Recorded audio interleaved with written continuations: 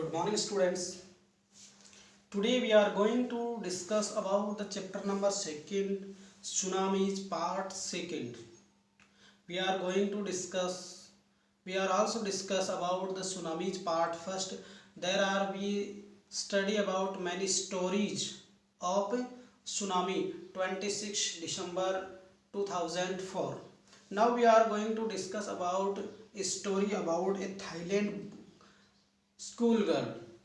Thailand के जो तट तो है उसके ऊपर एक स्कूल गर्ल की जो कहानी है वो पढ़ने वाले हैं। तो सबसे पहले हम देखते हैं पार्ट फर्स्ट में। टिली स्मिथ एक ब्रिटिश लड़की है जो कि थाईलैंड के बीच पर छुट्टी क्रिसमस मनाने के लिए गए हुए थे। दिसंबर में आप लोग जानते हो क्रिसमस आता ही है, और क्रिसमस मनाने के लिए जब वो वहाँ गए थे तो उन्होंने देखा कि समुद्र के अंदर किस प्रकार भूकंप पैदा होता है, किस प्रकार तूफान आता है, और वो बच्ची छोटी सी बच्ची जो होती है किस प्रकार लोगों को बचाने में अपना सपोर्ट देती है, सहयोग करती है, उसकी कहानी हम पढ़ने वाले हैं। तो सबसे पहले हम बात करते हैं टिली स्मिथ। जैसे टिली स्मिथ की बात कर लेते हैं। टिली स्मिथ कौन है, कैसे वो अपना काम कर पा रही है, ये सब बातें हम लोग अभी देखने वाले हैं। टिली स्मिथ, तो हम बात करते हैं, ये लो टिली स्मिथ। अब टिली स्मिथ कौन है, पहले इसका थोड़ा सा रेफरेंस हम देख लेते हैं। ए ब्रिटिश स्कूल गर्ल, कौन है, ए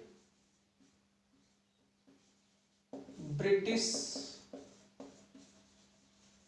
स्कूल गर्ल, एक ब्रिटेन की विद्यालयी छात्रा यानी स्कूल गर्ल है। स्कूल की एक जो छात्रा है वो किस प्रकार से पैशंस दिखाती है, किस प्रकार से धैर्यवान रह करके इस कठिनाई का वो सामना करती है। वॉज एबल टू सेव, वो किस काम में सफल हुई थी, was able to save, was able to save many lives, able to save many lives when, lives यानी जीवन, लाइव्स बहुत सारे जीवन या जिंदगियां या लोगों को उन्होंने बचाने में सफलता प्राप्त करी।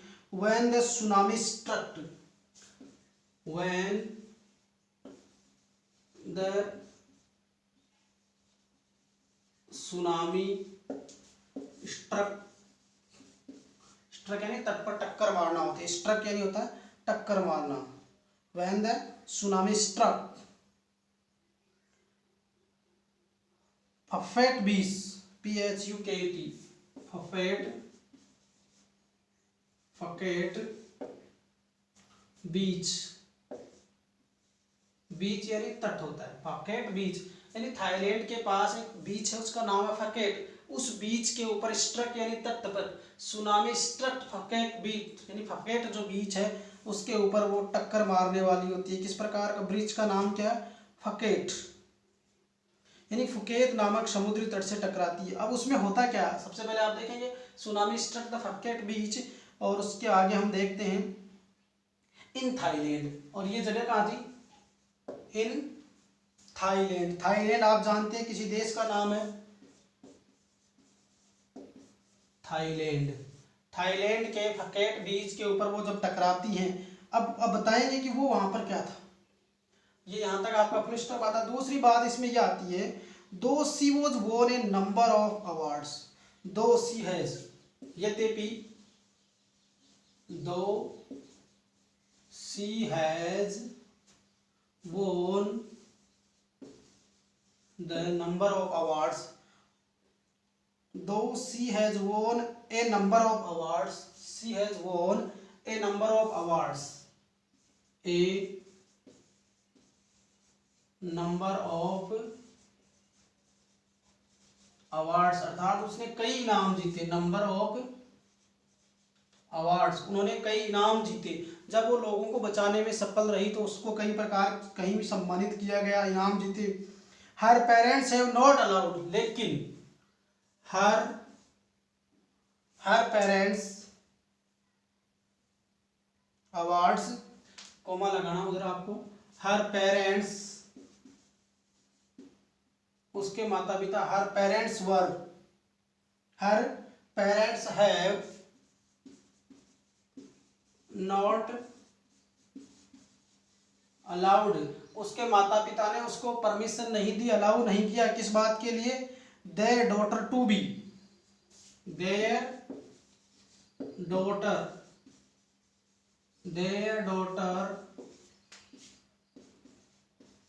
To be, there daughter to be interviewed,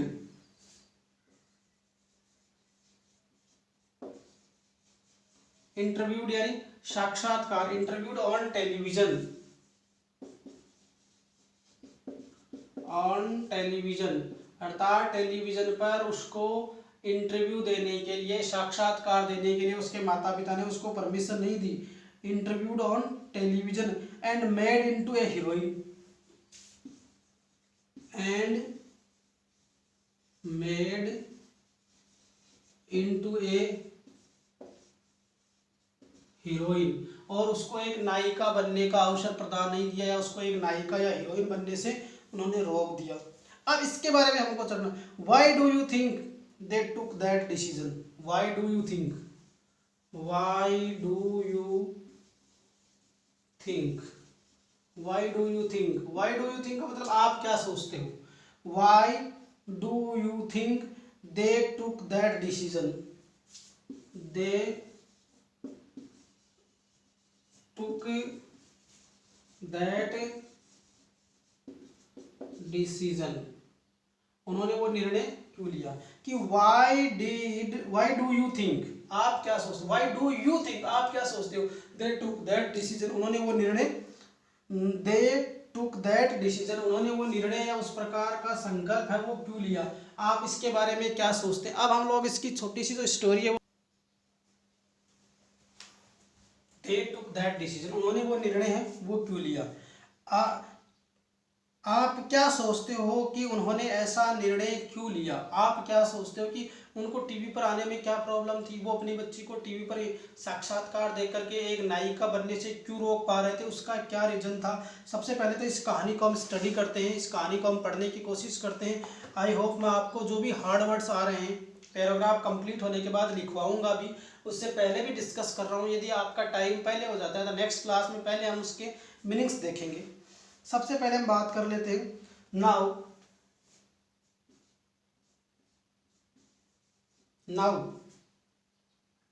here is a story, now here is a story, now here is a story from Thailand,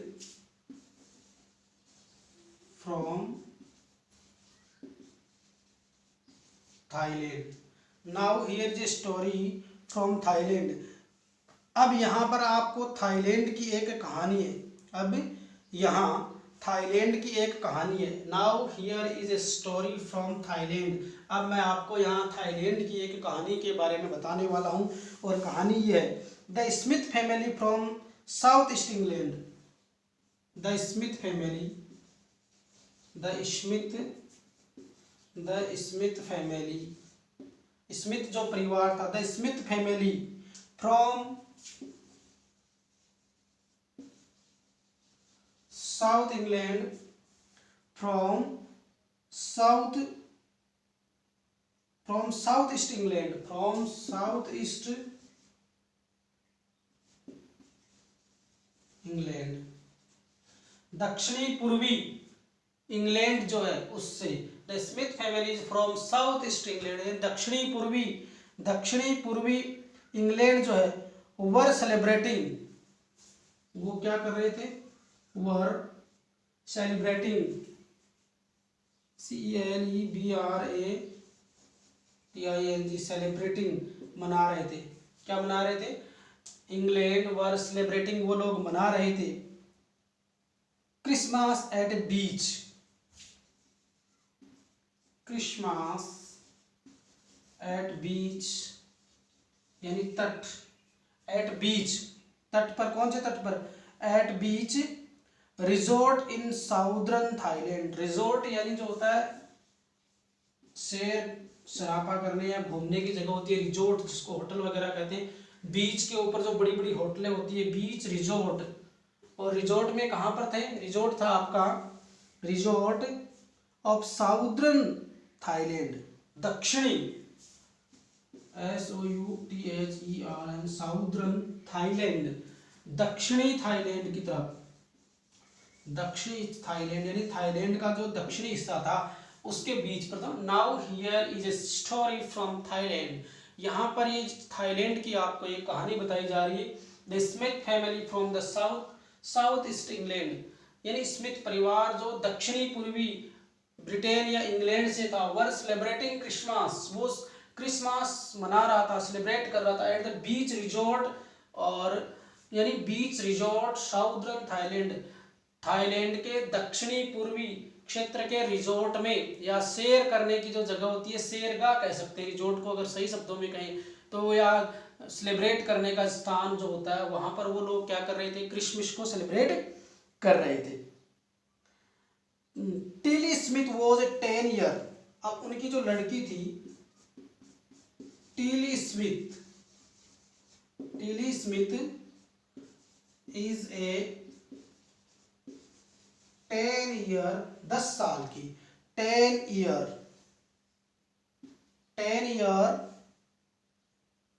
old school girl, 10 year old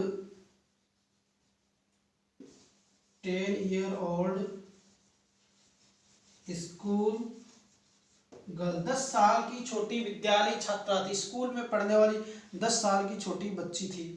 अब हम बात करते हैं, ये तो उसकी खुद की बात हो गई। हर सिस्टर, और उसकी बहन, her sister was 7 years, her sister was 7 year old, और उसकी जो छोटी बहन थी वो केवल 7 साल की थी। ये उसका फैमिली बैकग्राउंड चल रहा है। And their parents were Penney and coin, their parents उनके माता पिता कौन थे, देयर पेरेंट्स वर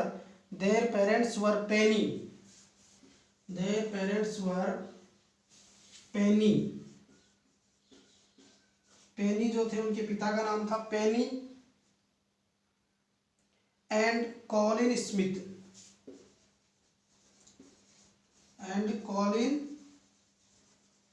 उसके माता पिता पेनी एंड कॉलिन स्मिथ थे। लड़की के माता पिता के नाम के बारे में बात करें। Now we are going to sort out this, इसको एक बार हम दोबारा देख लेते हैं, अच्छे से समझना आपको। Now here is a story from Thailand, यहाँ पर हम एक थाईलैंड की कहानी के बारे में पढ़ने वाले हैं। द स्मिथ फैमिली मीन्स परिवार, स्मिथ परिवार फ्रॉम साउथ ईस्ट इंग्लैंड, दक्षिणी पूर्वी, साउथ यानी दक्षिणी, ईस्ट यानी पूर्वी, दक्षिणी पूर्वी इंग्लैंड यानी इंग्लैंड से, वर सेलिब्रेटिंग यानी मना रहे थे, क्रिसमस यानी क्रिसमस को, at the beach resort southern Thailand, यानी स्मिथ परिवार जो दक्षिणी पूर्वी इंग्लैंड से आता है वो क्रिसमस मना रहा था दक्षिणी थाईलैंड के एक रिजॉर्ट बीच पर या तट पर उपस्थित, दक्षिणी थाईलैंड के तट पर एक बीच पर ये क्या मना रहा था, क्रिसमस मना रहा था। Tilly Smith is a 10 year old school girl, Tilly Smith 10 साल की एक विद्यालय छात्रा है। Her sister was 7 year old, उसकी बहन जो है वो 7 साल की है। Their parents were Penney and Colin Smith, उसके माता और पिता जो है पेनी एंड कॉलिन स्मिथ हैं। उससे थोड़ा आगे बढ़ते हैं। It was 26 December, it was, मैं यहां से ले लेता हूं पैराग्राफ चेंज करके, इट वॉज 26 दिसंबर 2004, ये 26 दिसंबर 2004 की बात है। कब की बात है, 26 दिसंबर 2004, 26 दिसंबर 2004, 26 दिसंबर 2004 की बात है। क्या है, डेडली सुनामी वेव्स, डेडली यानी भयानक, DEADLY, deadly tsunami waves, deadly tsunami waves यानी भयंकर सुनामी, यानी सुनामी की लहरें, deadly tsunami waves were already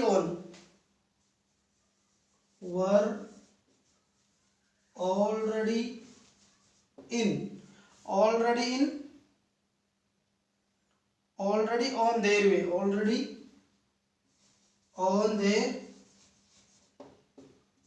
way.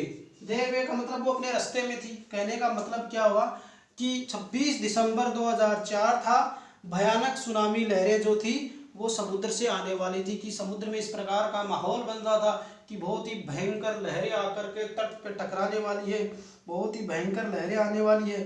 They had been triggered by a massive earthquake. और वो कहाँ से पैदा हुई थी उसके बारे में हम पढ़ने वाले हैं। तो थोड़ा सा मैं ऊपर वाला ये पैराग्राफ जो है, पैरा जो इसको हटा देता हूँ, उसके बाद हम इससे कुछ बची हुई बातें हैं वो और ले लेते हैं। ये तो स्टोरी के बारे में बात थी कि यहाँ किसकी स्टोरी हम पढ़ने वाले हैं। तो यहाँ से थोड़ा आगे लिखेंगे, they had been triggered, they had been TRIGGED, triggered यानी पैदा होना होता है। They had been triggered, TRIGGED, triggered, triggered यानी पैदा होना। दे हैड बीन ट्रिगर्ड, पैदा हुई, by a massive earthquake, by a massive earthquake, एक समुद्र में एक बहुत ही भारी भूकंप की वजह से ये जो लहरें हैं वो ट्रिगर्ड हुई यानी पैदा हुई, यानी by a massive earthquake off northern Sumatra. कहां पर आया था? ऑफ नॉर्दर्न सुमात्रा द्वीप जो होता है, northern Sumatra, Sumatra earlier morning, northern Sumatra earlier that morning, earlier that morning. कहने का मतलब क्या हुआ? They had been triggered by a massive earthquake, एक बहुत बड़े भारी भूकंप की वजह से ये विशाल लहरें हैं वो पैदा हुई, by the northern Sumatra earlier that morning, पूर्वी जो नॉर्दर्न यानी पूर्वी, सुमात्रा यानी पूर्वी सुमात्रा जो द्वीप है उसके पास बहुत अर्ली मॉर्निंग यानी सुबह जल्दी ये लहरें जो हैं वो पैदा होती हैं। द वाटर वॉज स्वेलिंग्स, पानी जो है वो उफन रहा है। स्वेलिंग्स का मतलब होता है उफन रहा है। The water was swellings, the water was swallows, the water was swelling, SWE, swelling, the water was swelling यानी पानी उफन रहा था। स्वेलिंग का मतलब वाटर यानी आप सभी जानते हैं पानी, swelling and the water was swelling, पानी उफन रहा था। And kept coming in, and kept coming in, तट पर आने के लिए, पानी उफन रहा था, तट पर आने के लिए क्या कर रहा था? पानी जो है वो उफन रहा था। कहने का मतलब पानी उफन रहा था और उसमें लगातार झाग बन रहे थे। The water was swelling and kept coming, पानी लगातार उफन रहा था और उसमें झाग बन रहे थे। Penny Smith remembered, Penny Smith कौन था? उस लड़की का पिता। Penny Smith remembered, Penny Smith remembered, REMEM, remembered, remembered, Penny Smith को बहुत अच्छे से याद है कि रिमेम्बर्ड बहुत अच्छे से याद है। The beach was getting smaller, the beach was getting smaller, the beach was getting smaller, जो बीच था जो तट था वो छोटे से छोटा, स्मॉलर एंड स्मॉलर, छोटा से छोटा होता जा रहा था, स्मॉलर एंड स्मॉलर। कहने का मतलब ये है कि जो पानी जो था तट से टकराने के बाद जो भूमि थी उसके ऊपर भी आ रहा था, इसलिए तट पानी से ढकता जा रहा था, पानी उस पर फ्लो होता जा रहा था, इसलिए वो छोटा होता जा रहा था। I didn't know what was happening, I didn't know, मैं नहीं जानता था, I didn't know what was happening, what was happening, क्या घटित होने वाला है। मैं नहीं जानता था कि व्हाट वाज हैपनिंग, क्या घटित होने वाला है। I didn't know what was happening, मैं नहीं जानता था कि क्या घटित होने वाला। देखो द वाटर वाज स्वेलिंग, पानी उफन रहा था, एंड केप्ट कमिंग, अंदर आ रहा था, उसमें झाग बन रहे थे। एंड पेनी स्मिथ रिमेम्बर्ड, ये पेनी स्मिथ को अच्छे से याद है। The beach was getting smaller and smaller, beach जो है, तट जो है छोटे से छोटा होता जा रहा था। एंड आई डिडंट नो, मैं नहीं जानता था कि व्हाट वाज हैपनिंग, कि क्या घटित होने जा रहा है, अब हमारे साथ क्या होने वाला है, ये मैं नहीं जानता। इस स्टोरी में हमने इसको बहुत अच्छे से पढ़ा है और आई होप मैंने सारे मीनिंग्स आपको बताए हैं। फिर भी यदि कुछ मीनिंग्स रह गए हैं तो उसको हम नेक्स्ट टाइम अगला जो क्लास करेंगे उसमें सबसे पहले मीनिंग्स लिखेंगे इस पैराग्राफ के और फिर आगे वाला पढ़ेंगे। Thank you very much.